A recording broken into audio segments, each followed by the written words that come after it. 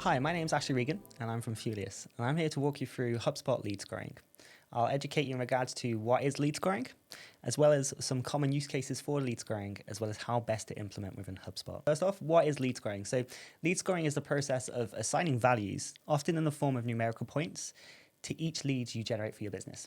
Now, you can apply scores to your records based on multiple attributes, and this tends to include things such as implicit data, so effectively what interactions and touch points contacts companies have had with your business, or alternatively explicit data.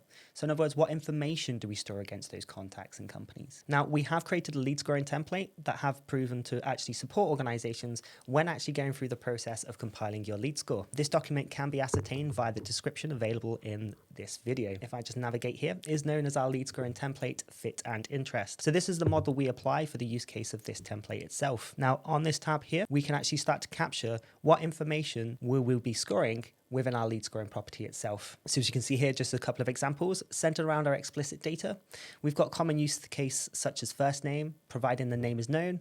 We can then stipulate what score we want to apply against the actual contact or company when this value is captured. Additionally, we could do the same for last name, email address, and so forth. It's advised that your business actually starts to consider what is the key qualification criteria surrounding each of the lifecycle stages against the contacts and companies. So for example, if you know that they've submitted a form and that form is going to tag them as a lead, as minimal, you may want to look to capture their first name, last name, email address, company name, for example. So just be mindful of this, that you are capturing the relevant information at the relevant stages so you can then apply the scoring model accordingly. Now, in addition to this, as mentioned, we can actually assess their implicit data captured. Just to remind, that is centered around the actual interactions and touch points contacts and companies have with your business.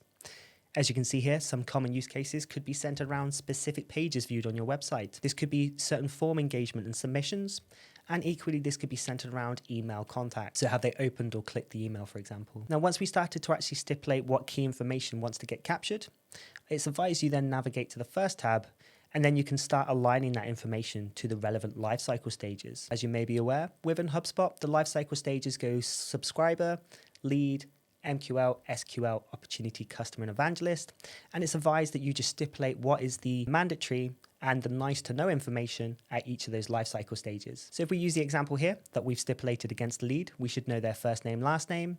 What is advised is we then navigate to our scoring document on the second tab, and we can determine here that that will give them effectively 4 points in the instance that we've captured both of that information. It's advised that you go through that process for each of the stages. And the reason for this is you can start to apply some automation so that providing this information is captured, we can automatically set those contacts and companies to MQL as a result of that. Now what I'll do is I'll just navigate to our actual HubSpot demo portal and showcase how this can be implemented within HubSpot. Now the first thing to call out is HubSpot does have a default property known as the HubSpot score.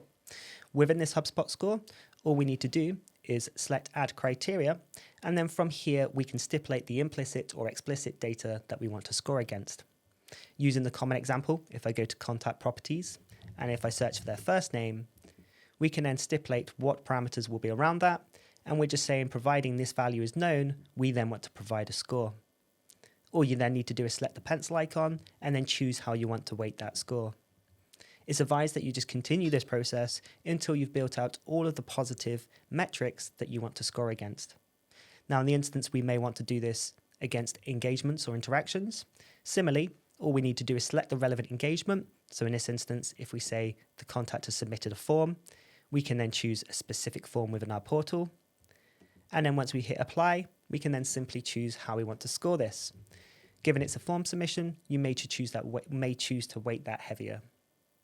Now, another thing just to make you aware of is equally, we can apply negative scoring against the actual scoring model. Similarly, just to call out, this can be applied on the second tab of the lead scoring template using the negative actions section here. Now, it's advised that companies do review what scores want to be applied both for positive and negative. And then some common use cases for negative scoring could be centered around if you're a B2B organization and you capture a free email address, such as a Gmail or a Hotmail, you may wish to negatively score that just so that your teams don't prioritize that as a means of a lead.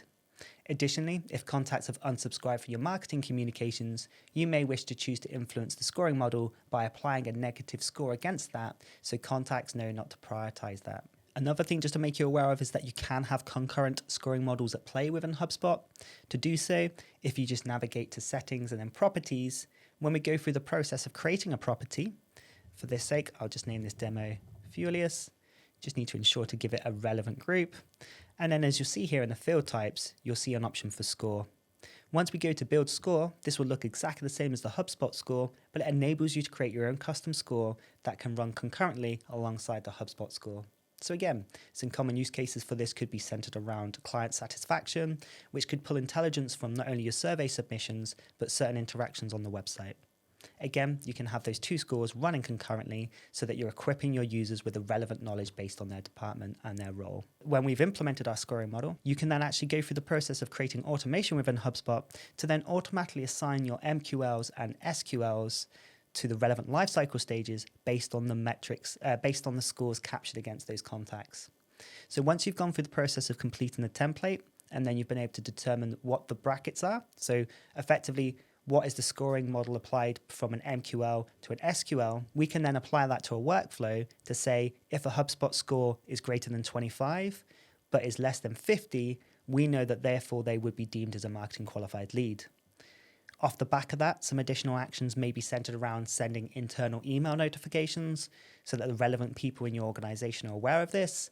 And then additionally, we may actually assign a contact owner to that individual because we know they've become marketing qualified. It is advised that you rinse and repeat this process for the applicable stages, such as SQL or anything else. And then this means that you can fully autonomously automate this process. As individuals have captured the relevant information and done the necessary touch points, we know that they would therefore be deemed an MQL. Now lastly, it is best practice and advised that organisations review this on a regular cadence just to ensure that the lead scoring model is still up to date and applicable. It's advised that both marketing and sales teams capture the feedback from your users just to ensure that you're not inundating the sales team with, let's say, unqualified contacts or people who aren't yet ready to have that conversation with sales, just to again ensure that the lead scoring model is operating efficiently. And then in addition to that, it is advised that that score is reviewed just to ensure that any new additional content created, such as blog posts, maybe certain email campaigns, are additionally included into that lead scoring model. Appreciate your time, and I hope you found this video of use.